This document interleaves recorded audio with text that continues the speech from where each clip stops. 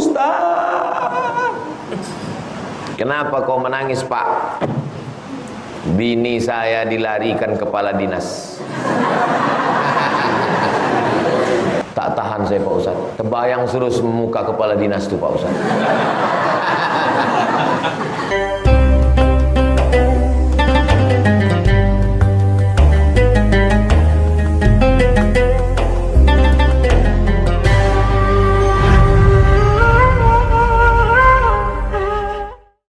Seandainya yang meninggal punya utang tapi tidak punya harta, bagaimana? Siapa yang membayar? Tak ada. Meninggal, meninggal. Besok datang 10 orang. Dia punya utang 100 juta, dia punya utang 200 juta, punya terus. Kata anaknya, aku tak ada membayar. Harta warisan dia tak ada. Mengamuk orang, salah kalian, kenapa kalian kasih? Makanya kalau mau minjamkan orang, tanya dulu. Ustaz, minjam saya 100 juta. Apa harta kau punya? Saya tak ada punya Pak Ustaz. Aku tak ada. Ambillah 10.000 untuk ongkos pulang. Ngapain kita kasih? Bunuh diri itu namanya. Tak ada yang bisa dibayarkannya. Anaknya tidak wajib untuk membayarkan dari duit dia sendiri. Makanya kalau mau minjami orang, tanya dulu berapa harta dia. Supaya apa? Kalau dia mati bisa kita ambil. Kalau tidak, maka kita sama dengan mencampakkan duit ke laut. Jelas? Kapan waktu yang tepat dibagikan, dibicarakan orang meninggal? Dalam waktu yang secepat-cepatnya, sesingkat-singkatnya. Meninggal pagi ini, kuburkan siang nanti malam bahas langsung. Kenapa mesti cepat? Karena kalau ditahan sama dengan menyimpan bom. Janganlah dulu kita bahas, janganlah dulu kita bahas, janganlah dulu kita bahas. Meninggal si fulan, anaknya menuntut. Meninggal si fulan, anaknya menuntut. Bingung cara membaginya. Meninggal pagi ini, kuburkan siang, malam habis acara baca Yasin tahlil, duduk semua. Tamu-tamu pulang, duduk semua. Langsung kita bagi. Bagi, selesai. Meninggal almarhumah mak saya. Ahli waris cuma kami berdua, saya dengan adik saya. Buka emas, cincin, gelang, subang, anting, kebun sawit, itu ini segala macam tabungan dia dapat di dalam tas-tas itu, dalam celah-celah pakaian. Bagi. Kita adik-beradik tak banyak, aku sama kau. 50% untuk kau, 50% untuk aku. Selesai, habis. Sampai disimpan lama-lama. Simpan. Saya yang nyimpan. Kalau meninggal dia, anaknya nanti, istrinya.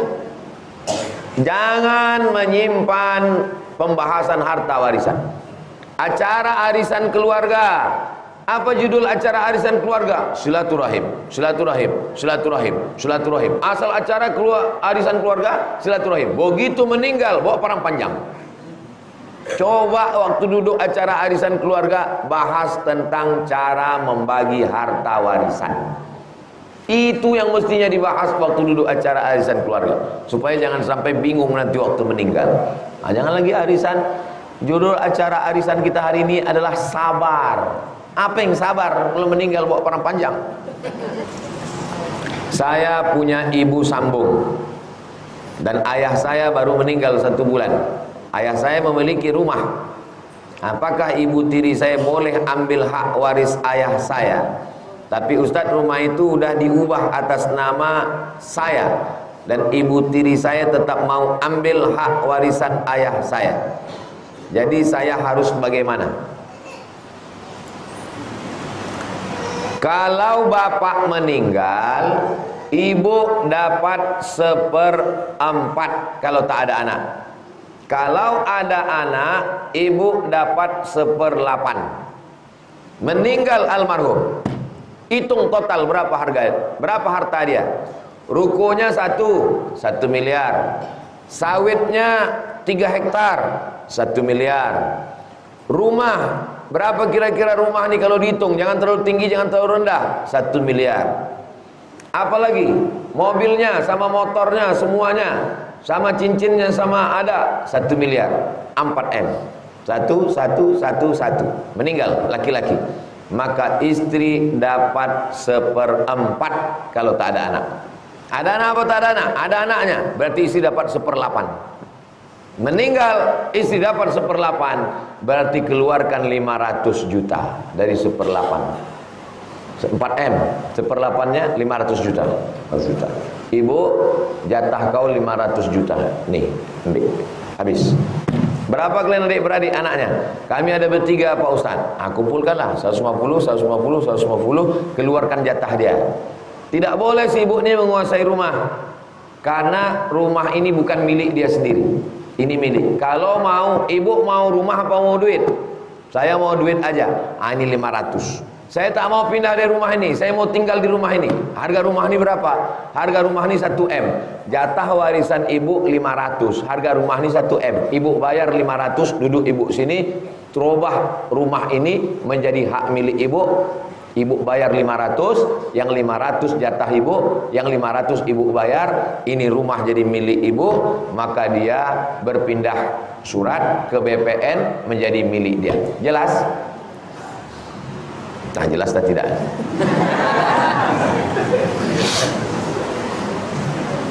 Lalu yang namanya harta gono gini mana pula? Menikah tahun 2000, meninggal 2024. Dari tahun 2000 ke 2024, berapa pencarian bersama? Pencarian bersama yang dibawa lajang tak ikut. Dapat tanah waktu lajang tak ikut. Yang diambil dihitung gono gini ini hanya sejak nikah sampai mati.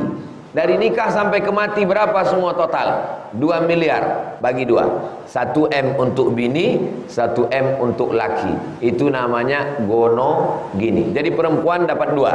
Pertama, pembagian 50% sejak nikah. Setelah dia dapat 1 lagi. Jadi total dari sejak akil lahir sampai meninggal, itu dia dapat 1/4 kalau tak ada anak, 1/8 kalau ada anak. Jelas? Ibu dapat 2 kali. Bagaimana kalau kami tak mau ambil gono gini? Kami tak mau pakai kompilasi hukum Islam. Kami tak ikut gono gini. Kami mau 1/8 saja. Berarti dia dapat cuma 1/8. 2. Pakai gono gini, pakai fikih atau fikih saja. Tapi rasa-rasa perempuan tak mau dia kalau tak dapat, pasti dapat. Ini saya jelaskan sini supaya jelas, jangan sampai nanti bingung jamaah.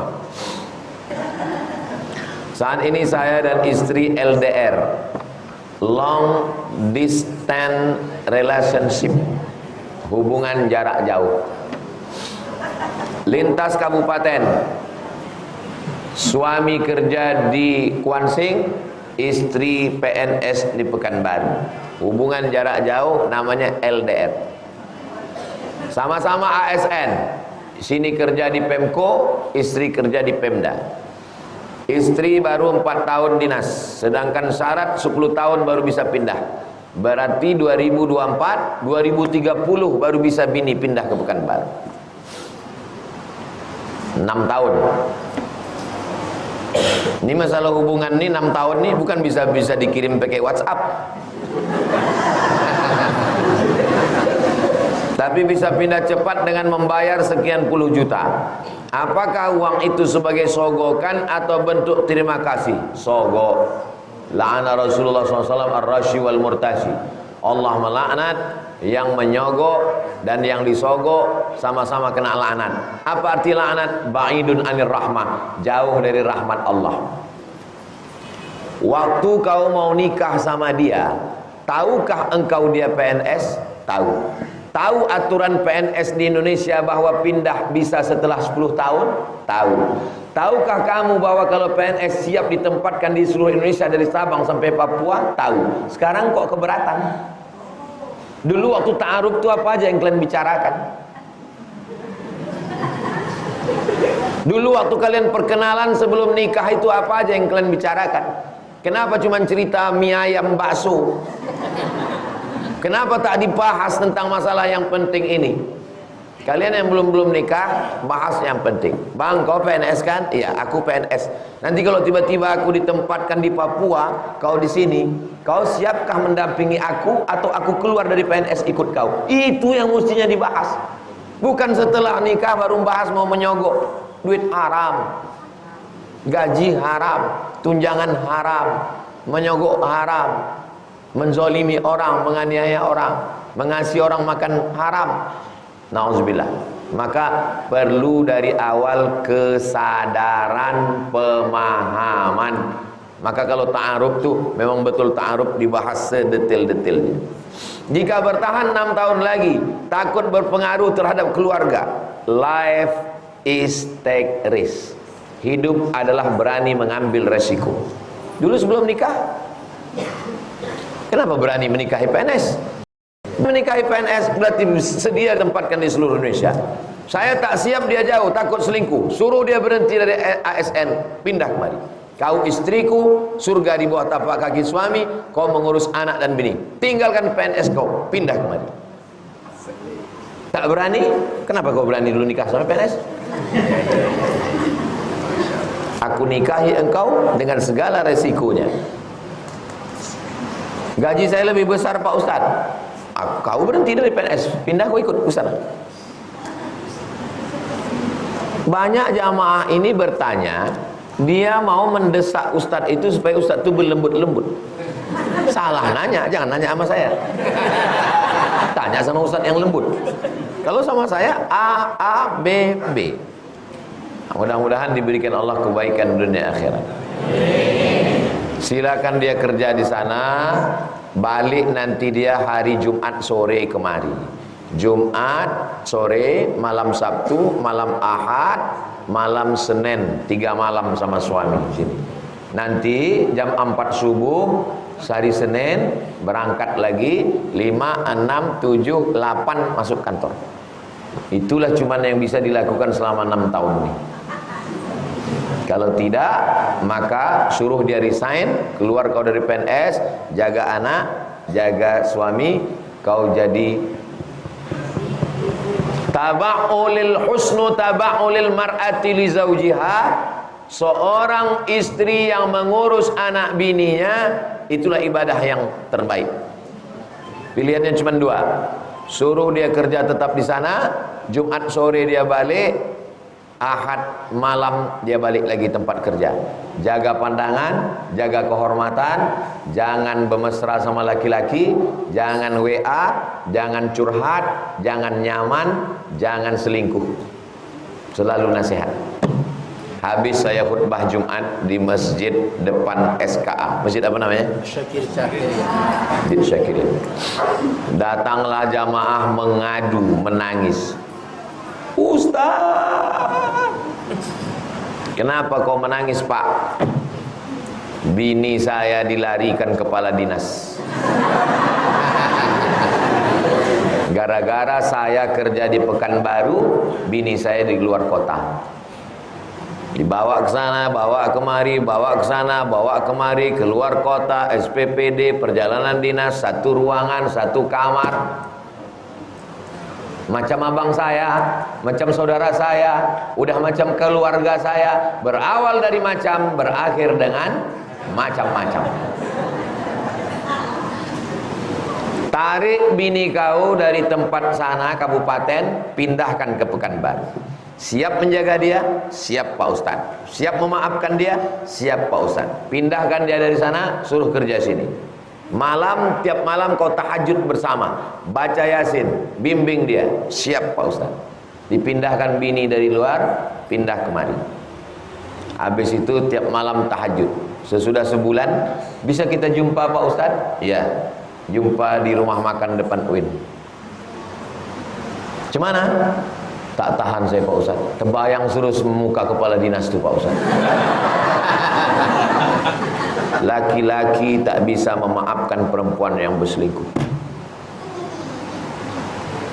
Yang kalian pikir kalau kalian berselingkuh, habis itu laki-laki bisa memaafkan? Tak bisa. Mungkin mulutnya bisa, tapi hatinya tidak.